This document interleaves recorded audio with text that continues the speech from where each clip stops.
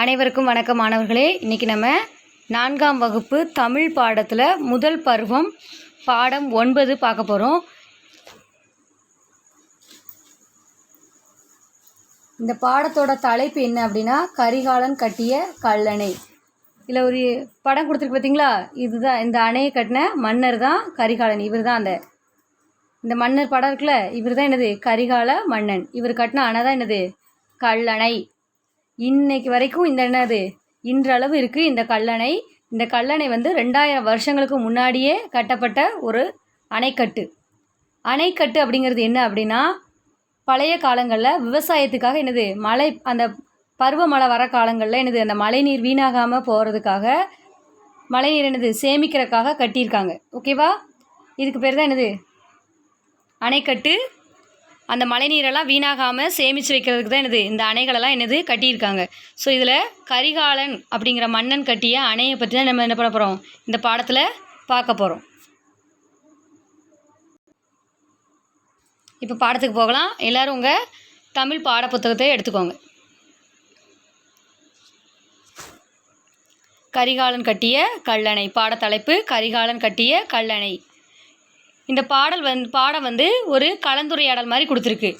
யாரெல்லாம் இதெல்லாம் கலந்துக்கிடுறாங்க அப்படின்னா, மணிமொழி, கனிமொழி, அத்தை, மாமா.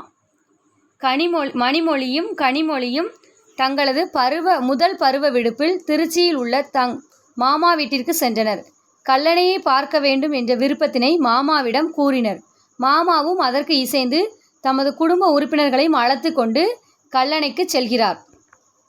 கனிமொழி, மணிமொழி இவங்க 2 பேரும் தான் என்னது இந்த கனிமொழி மணிமொழியும் அவங்களோட பள்ளி பருவ விடுமுறைக்கு எங்கே போகிறாங்க, திருச்சியில் இருக்கிற அவங்க மாமா வீட்டுக்கு போகிறாங்க.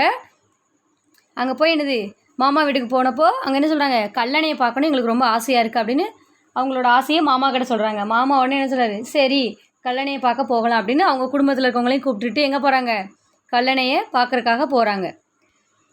இப்போ மணிமொழி கேட்கா, எனக்கு இந்த பயணம் மகிழ்ச்சியை தருகிறது மாமா. கனிமொழி, எனக்கும் தான். ஏனென்றால் நம்மோடு அத்தையும் கபிலனும் வருவது மிகவும் மகிழ்ச்சியாக உள்ளது. அத்தை, நாம் பார்க்க போகும் கல்லணையை நெருங்கிவிட்டோம். மாமா, வாருங்கள் கல்லணையை சுற்றி பார்ப்போம். கனிமொழி, மாமா, கல்லணை எந்த மாவட்டத்தில் உள்ளது? சரி, கனிமொழி ஃபஸ்ட்டு யார் சொல்கிறாங்க, மணிமொழி பேசுகிறா. எனக்கு இந்த பயணம் என்னது ரொம்ப சந்தோஷமாக இருக்குது அப்படின்னு சொல்கிறா. ஏன்னா என்னது நம்ம கூட யாரெல்லாம் வராங்க, கனிமொழின்னு சொல்கிறா. ஆமாம், எனக்கும் தான். ஏன்னா நம்ம கூட அத்தையும் கபிலனும் வராங்க, அதனால் எனக்கு ரொம்ப சந்தோஷமாக இருக்கு அப்படிங்க. உடனே அவங்க அத்தை என்ன சொல்கிறாங்க, அப்போ நம்ம பார்க்க போகிற கல்லணை என்னது பக்கத்தில் வந்துட்டோம்.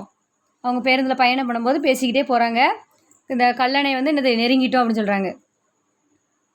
உடனே மாமா என்ன சொல்கிறான், வாங்க கல்லணையை சுற்றி பார்க்கலாம் அப்படின்னு. கனிமொழி, மாமா உடனே என்ன கேட்கா, இந்த கல்லணை எந்த மாவட்டத்தில் இருக்குது அப்படின்னு கேட்குறா. உடனே அவங்க மாமா அதுக்கு பதில் சொல்கிறாங்க, தஞ்சாவூர் மாவட்டத்தில் உள்ளது. திருச்சியிலிருந்து 20 கிலோமீட்டர் தொலைவில் உள்ளது. இந்த கல்லணை எந்த மாவட்டத்தில் இருக்குது அப்படின்னா, தஞ்சாவூர் மாவட்டத்தில் இருக்குது. ஆனால் திருச்சியிலேருந்து எத்தனை கிலோமீட்டர் தூரத்தில் இருக்குது, 20 கிலோமீட்டர் தூரத்தில் இருக்குது. தஞ்சாவூர் மாவட்டத்தில் உள்ளது அப்படிங்கிறத அண்டர்லைன் பண்ணிக்கோங்க. அடுத்தது திருச்சியிலிருந்து 20 கிலோமீட்டர் தொலைவில் உள்ளது, இதையும் அண்டர்லைன் பண்ணிக்கோங்க. இந்த கல்லணையை கரிகாலன் என்ற மன்னன் கட்டினான். இந்த கல்லணையை கட்டின ஒரு பேர் என்னது, கரிகாலன். கல்லணையை கரிகாலன் என்ற மன்னன் கட்டினார். அந்த கரிகாலன் அப்படிங்கிற பேரையும் அண்டர்லைன் பண்ணிக்கோங்கம்மா.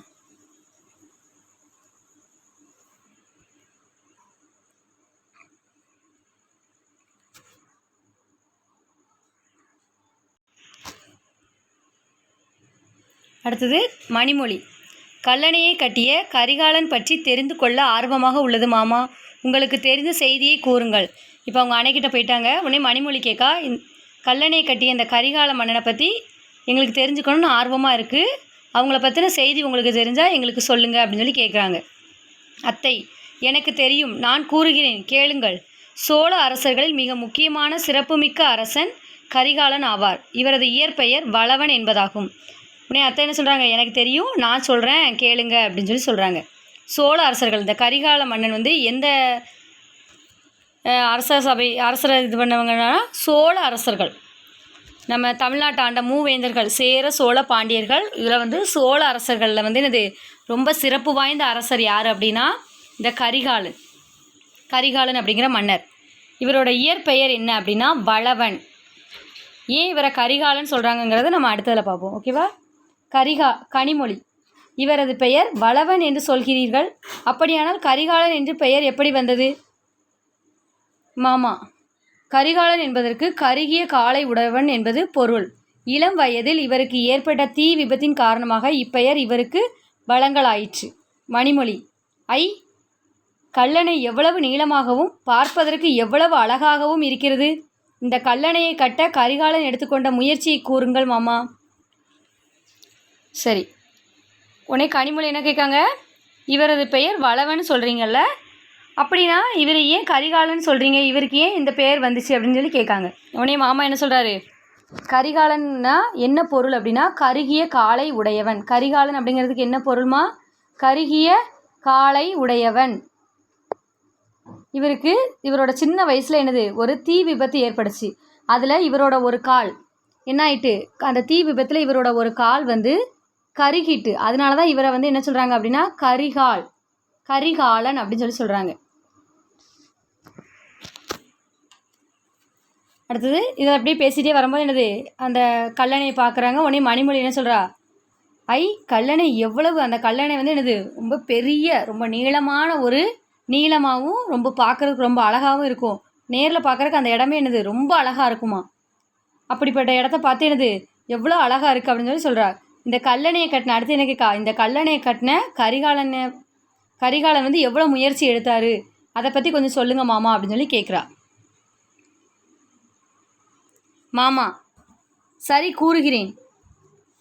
எனது ஆசிரியர் எனக்கு சொன்ன செய்திகளை நான் உங்களுக்கு கூறுகிறேன். தற்போது பயன்பாட்டில் உள்ள மிக பழமையான ஒரே அணை கல்லணை. இதுவே உலகின் மிக நீளமான நீர்ப்பாசன திட்டம் எனவும் கூறப்படுகிறது. மணலில் அடித்தளம் அமைத்து கட்டியுள்ளார்கள். இது பழந்தமிழரின் தொழில்நுட்பத்திற்கு சான்றாகும். இது இன்று வரை வியக்கத்தகு சாதனையாக உள்ளது. மணிமொழி. ஓ, அப்படியா மாமா?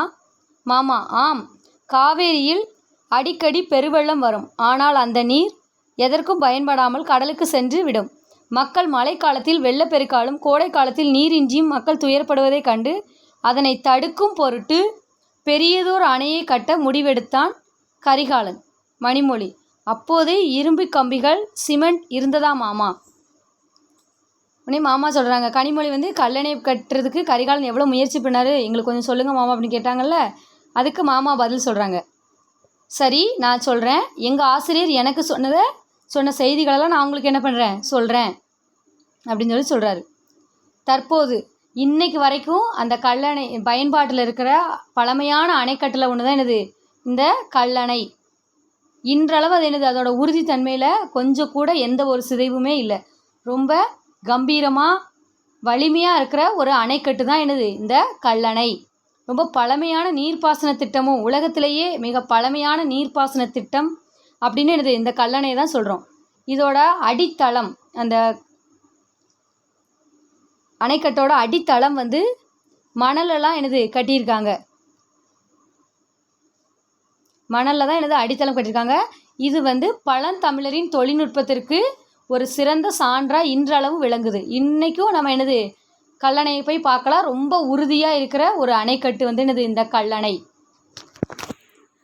ஆங்கிலேயர்கள்லாம் என்னது இந்த கல்லணையோட அந்த அணை கட்டியிருக்காங்கல்ல, அந்த தொழில்நுட்பத்தை பார்த்து வியந்து நின்னாங்களாம். எப்படி அவ்வளோ ஸ்ட்ராங்காக இருக்கிற ஒரு வலிமையாக இருக்கிற ஒரு அணைக்கட்டை, அதுவும் ரொம்ப பழமையான காலத்திலேயே எப்படி கட்டியிருப்பாங்க அப்படிங்கிற அளவுக்கு என்னது ஆங்கிலேயர்கள் நம்ம நாட்டை ஆட்சி செய்த காலத்தில் பார்த்து வியந்து போன ஒரு அணை வந்து என்னது இந்த கல்லணை. உடனே இதெல்லாம் சொன்னோன்னா மணிமொழி அப்படியா மாமா அப்படிங்கிற. அடுத்து எதுக்காக இந்த அணையை கட்டினாங்க அப்படின்னா அந்த காலத்துலலாம் என்னது காவேரியில் அடிக்கடி வெள்ளப்பெருக்கு ஏற்படும். இப்போ இந்த மழை காலங்களெல்லாம் என்னது பெரு வெள்ளம் வந்து என்ன பண்ணிடும், தண்ணியெல்லாம் வேகமாக ஓடி வரும்போது என்னது அப்படியே கடலில் போய் என்ன பண்ணுது வீணாக போகுது. உடனே மக்கள் என்ன பண்ணுறாங்க, மழை காலத்தில் இந்த வெள்ள சேதங்களால் என்ன பண்ணுறாங்க பாதிக்கப்படுறாங்க. இப்போ கூட நம்ம போன வாரம் கூட நமக்கு வந்து என்னது ஒரு பெரும் புயல் வந்துச்சு. ஸோ அதிலலாம் என்னது மக்கள் வந்து பெரு வெள்ளத்திலாம் பாதிக்கும். அதே மாதிரி அந்த காலத்தில் இந்த மன்னர்கள் காலத்தில் என்னது மக்கள்லாம் வெள்ளத்தால் அவதிப்படுறாங்க. வெயில் காலங்களில் என்னது தண்ணி கஷ்டப்படுறாங்க. அப்படிங்கிறக்காக என்ன பண்ணாங்க இந்த அணைக்கட்டை கட்டியிருக்காங்க. அவங்களோட மக்களோட கஷ்டத்தை தீர்க்கணும் அப்படிங்கிறக்காக தான் என்னது இந்த பெரிய அணையை வந்து என்னது கட்டணும் அப்படின்னு கரிகால சோழன் என்ன பண்ணியிருக்காரு, முடிவெடுத்திருக்காரு. அப்போவுமே என்னது உடனே மணிமொழி கேட்கா, அப்போவே இரும்பு கம்பி சிமெண்ட்லாம் இருந்ததா மாமா அப்படின்னு. உடனே மாமா சொல்கிறாங்க, இல்லையம்மா, இது கட்டப்பட்ட முறையை சொல்கிறேன் கேள். காவேரி ஆற்றின் மீது பெரிய பாறைகளை கொண்டு வந்து போட்டனர். அந்த பாறைகளும் நீர் அரிப்பின் காரணமாக கொஞ்சம் கொஞ்சமாக மண்ணுக்குள் சென்றன. அந்த பாறையின் மேல் வேறொரு பாறையை வைத்து நடுவே தண்ணீர் கரையாத ஒருவித ஒட்டும் களிமண்ணை பூசி இரண்டும் ஒன்றோடு ஒன்று ஒட்டிக்கொள்ளும்படி செய்தனர். இது பல நூற்றாண்டுகள் கடந்து இன்றும் உறுதியோடு நிற்கிறது. கல்லணை தமிழர்களின் கட்டுமான திறனை பறைசாற்றுவதாக அமைந்துள்ளது. இதோ இங்கே பாருங்கள், ஒரு கல்வெட்டு உள்ளது. இதில் என்ன எழுதியிருக்கிறது என்று படிப்போம் வாருங்கள் மாமா. இவ்வணை 2ஆம் நூற்றாண்டில் கட்டப்பட்டது. காவேரி ஆறானது காவேரி, கொள்ளிடம், வெண்ணாறு, புது ஆறு என 4ஆக பிரிகிறது. காவேரி இவ்வாறு பிரியும் இடத்தில்தான் கல்லணை கட்டப்பட்டுள்ளது. இதனால்தான் திருச்சி, தஞ்சாவூர் மாவட்டங்கள் வளமாகின்றன. இது விவசாய பாசனத்திற்கான மிகப்பெரிய திட்டமாகும்.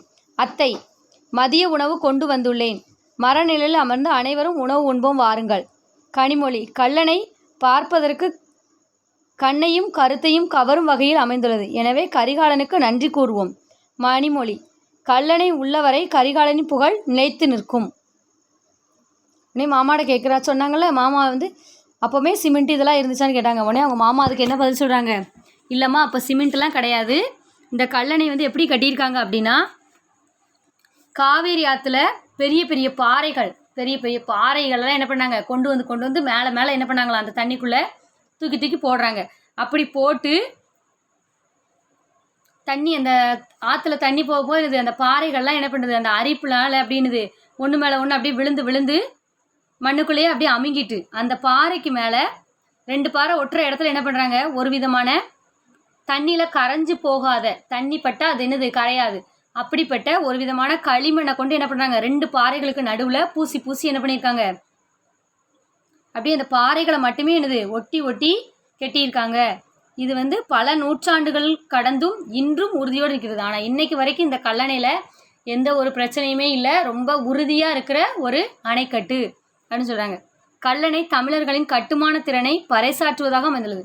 அந்த காலத்தில் கட்டுமான வல்லுநர்கள் தமிழர்களில் வந்து எவ்வளோ கட்டுமானத்தில் சிறந்திருக்காங்க அப்படிங்கிறத இன்னைக்கு வரைக்கும் சொல்கிறதுக்கு ஒரு சிறந்த சான்றாக வந்து இந்த கல்லணை இருக்குது அப்படின்னு சொல்கிறாங்க.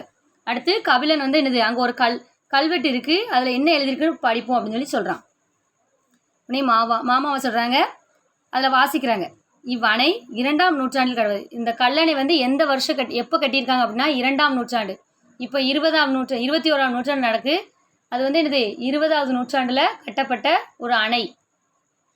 இது அண்டர்லைன் பண்ணிக்கோங்கம்மா, 2ஆம் நூற்றாண்டில் கட்டப்பட்டது, அதை அண்டர்லைன் பண்ணி வச்சுக்கோங்க. இந்த காவேரி ஆறானது காவேரி, கொள்ளிடம், வெண்ணாறு, புது ஆறு என 4 ஆறாக பிரிகிறது. அந்த காவேரி ஆறு வந்து எப்படி 4 இதாக பிரியுது, 4 துணை ஆறுகளாக பிரியுது. அப்படி பிரியிற இடத்துல தான் இந்த 4 ஆறாக பிரியிற இடத்துல தான் இந்த கல்லணையை கட்டியிருக்காங்க.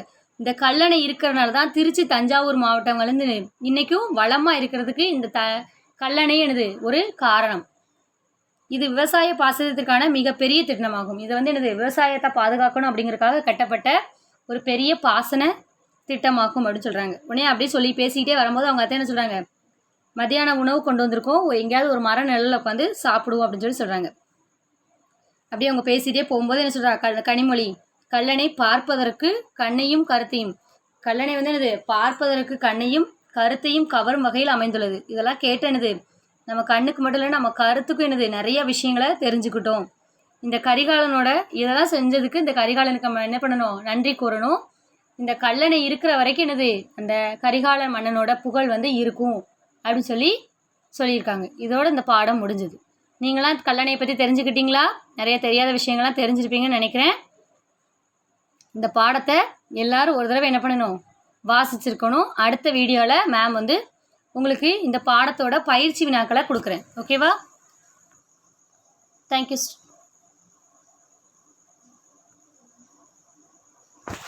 நன்றி மாணவர்களே. இதோட இந்த பாடம் முடியுது. அடுத்த வீடியோவில் இந்த பாடத்தோட பயிற்சி வினாக்களை பார்க்க போகிறோம். சரியா?